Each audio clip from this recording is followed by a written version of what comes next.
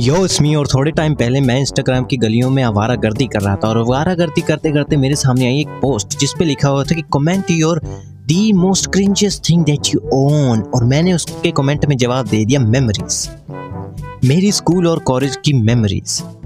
मैं cringe memories का एक ऐसा पिटारा लेकर घूमता हूँ जिसके बारे में सोचकर ही मेरे रोंगटे खड़े नहीं होते, बल्कि मेरे रोंगटों का शीघ्र पतन हो जाता है। जी हाँ, तो आज हम बात करने वाले हैं स्कूल और कॉलेजेस की। भाई लोगों के लिए होता होगा कि स्कूल एक मीठी याद है, उनको अपने स्कूल की लाइफ याद कर करके मज़ा आता है, एक नॉस्टैल्जिया फील होता है। नहीं, मुझे श्राप जैसा लगता है। श्राप भी नहीं, क्या लगता है, मुझे याद आती है मेरी बुलिंग, मेरे मोटापा, मेरी छोटी हाइट और भी बहुत कुछ। तो सुनो अब बात। तो अब एक नॉर्मल स्कूल दिखता कैसा है? एक स्कूल होता है, ग्राउंड होता है, क्लासेस होती है, केमिस्ट्री लैब होता है, हॉल होता है, वगैरह वगैरह, फलाना ढिमकाना, ठीक है। पर मेरा स्कूल कैसा था? मेरा एक स्कूल था, उसके साइड में जंगल था और उसके और साइड में एक नहर थी जिसके अंदर मछलियां तैरती थी। और जब भी कभी बारिश पड़ जाए अगर गलती से, दुनिया भर के कीट कीटाणु जंगली जानवर मेरे स्कूल में घुस जाते थे। एक बार तो बेयर ग्रिल्स मेरी क्लास की खिड़की में मैन वर्सेस वाइल्ड का आउटरो देके गया था, इतना ज्यादा जंगली स्कूल था मेरा। तो मेरा स्कूल एक स्कूल नहीं था, वो एक आम बिल्डिंग नहीं थी, वो था एक नहर के किनारे बना हुआ खंडर जिसके अंदर बच्चे घूमते थे। एक 2 मंजिला बिल्डिंग जिसके ऊपर वाली मंजिल हमेशा ही खाली रहती थी। हम बच्चे सिर्फ नीचे वाले फ्लोर पे पढ़ते थे। हमारी क्लासेस नीचे वाले फ्लोर पे थे और ऊपर वाले फ्लोर पे थी एक केमिस्ट्री लैब, एक कंप्यूटर लैब, एक बड़ा सा क्लासरूम जो हमेशा बंद रहता था और एक छोटा सा स्टोर रूम जो हमेशा बंद रहता था, और उस छोटे से स्टोर रूम के साथ एक छोटी सी क्लास जो हमेशा बंद रहती थी। और ऊपर कभी कोई नहीं जाता, सिर्फ 2 टीचर्स जाती थी, एक केमिस्ट्री लैब वाली और एक कंप्यूटर लैब वाली। यस, सही कैस किया तुम लोगों ने। और सीढ़ियों के बीच में एक रखा होता वाटर कूलर, और उस वाटर कूलर में आज तक कभी ठंडा पानी नहीं आया, बल्कि उसके अंदर अलग प्रजाति के जीव जंतु घूमते रहते थे। और भाई लोगों के तो देखो, मैंने बताया कि मेरे आसपास ग्राउंड और जंगल था, वहाँ पे तो कीट कीटाणु घूमते रहते थे, वो माना जाता है, एक्सेप्टेबल। पर भाई अगर वाटर कूलर के ऊपर वाला ढक्कन तुमने उठा लिया ना, तो तुम एक अलग दुनिया में पहुंच जाओगे। एक अलग डायमेंशन चलता था हमारे वाटर कूलर के अंदर। उसके अंदर ऐसे ऐसे कीड़े घूमते थे जो हमारी बायोलॉजी की किताबों में नहीं होते थे। और बिना टीचर की मर्जी के ऊपर वाली मंजिल पर जाना बिल्कुल वर्जित था। वहाँ पर कोई बच्चे जाते ही नहीं थे। हम सारा दिन नीचे ही घूमते रहते और ऊपर चले जाओ उनके बिना पूछे तो हमें डांट पड़ती थी। ये स्टोरी कहीं सुनी नहीं लगती कि नीचे वाली मंजिल पे सब रहते हैं, ऊपर वाली पे कोई नहीं जाता। हाँ, रियल लाइफ हॉन्टेड बंगले में पढ़ाई करता था मैं। मेरा सबसे पर्सनल फेवरेट था हमारा पीटी वाला सर, क्योंकि वो लड़कों को डंडे से मारता था। तुम लोग सोच रहे होगे वो तो सभी मारते हैं, इसमें नया क्या है? तो भाई इसमें नया ये है कि वो लड़कियों को भी डंडे से मारता था। देखो, वो बंदा भेदभाव बिल्कुल नहीं करता था।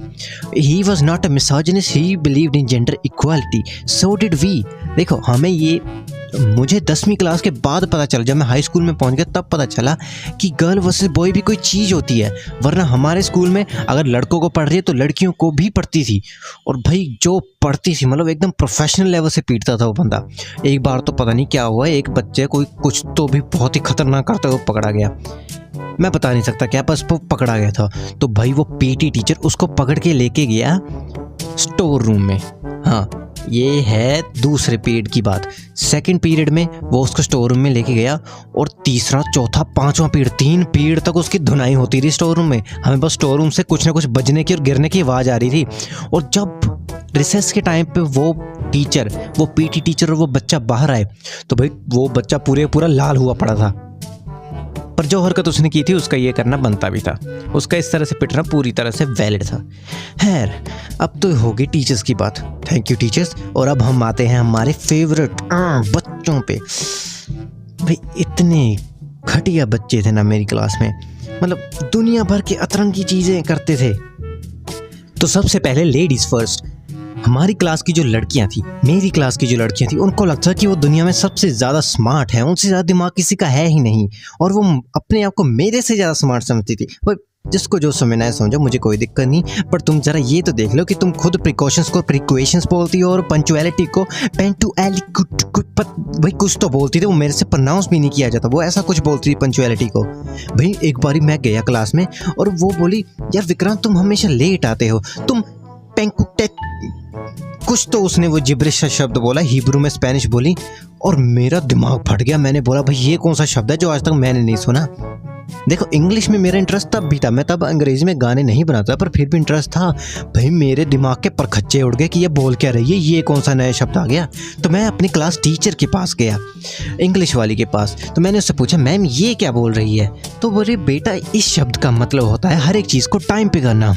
मैंने बोला मैम उसे पंक्चुअलिटी कहते हैं। तो वो मैडम ने उसको करेक्ट नहीं किया, वो मेरे साथ बहस करने लगी। हाँ तो ठीक तो है, प्रोनाउंसिएशन समझ तो आ गया ना तुम्हें, तो इसमें दिक्कत क्या है, सबके बोलने का तरीका अलग होता है। नहीं होता, बोलने का तरीका सिर्फ तब तक सही माना जाता है जब तक सामने वाले को समझ आ रहा हो। देखो मुझे कोई दिक्कत नहीं है, तुमको जो जैसे भी प्रोनाउंस करना है करो, लेकिन सामने वाले को समझ तो आना चाहिए। मुझे नहीं आया था।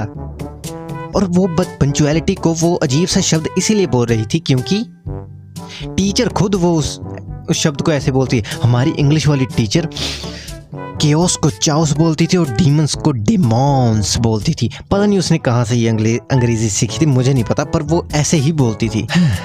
और फिर अगर मैं उनसे सवाल करूँ तो मुझे थप्पड़ मारती थी। भैया एक बारी मुझे एक साथ 30 थप्पड़ मारे हैं उसने। और हमारी क्लास की लड़की की तो मैं बात ही क्या करूं। हमारे स्कूल के साथ में एक इंस्टीट्यूट था जिसके अंदर पढ़ते थे 25-30 साल के लौंडे भी नहीं, ऑलमोस्ट बॉर्डर लाइन अंकल पढ़ते थे। और वो उनसे सेट थी। और ये सब तो सिर्फ आधी स्टोरी है, वो उनसे सेट थी कोई बात नहीं, सबको अपना अपने चॉइसेस है, अपना अपना सिस्टम है, चलेगा।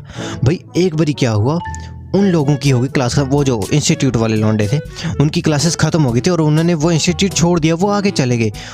और हमें पता लग गया क्योंकि हमारी भी थोड़ी जान पहचान थी उन लड़कों के साथ, हम भी लौंडे 10वीं 11वीं के और वो 25-30 साल के। हाँ ये है बात असली, वो 25-30 साल के, हम 11वीं 12वीं के, और उनका चल रहा है। ठीक है, हम लोग खड़े हुए, हमने बोला यार इनकी क्लासेस ख़त्म हो गई, जाने दो। फिर जब मैं क्लास में गया, भाई क्लास में तो अलग ही सीन चल रहा है। सारी लड़कियां लाइन में बैठ के रो रही हैं। क्यों रो रही हैं? क्योंकि उन्होंने छोड़ दिया वो इंस्टीट्यूट लड़कों ने। और भाई वो प्रॉपर रो रही हैं, अपनी वो कंपास होती है ना उससे कह रही है मैं हम अपनी खुशी करेंगे इससे, समझ रहे हो, अपनी खुशी। मैं नहीं बोल सकता शायद, वरना मेरे चैनल ही उड़ा देगा यूट्यूब। ये सब चल रहा है भाई, तुम लोग 10वीं क्लास में, तुम लोग बकलोली करो ना, ये सब क्या कर रहे हो।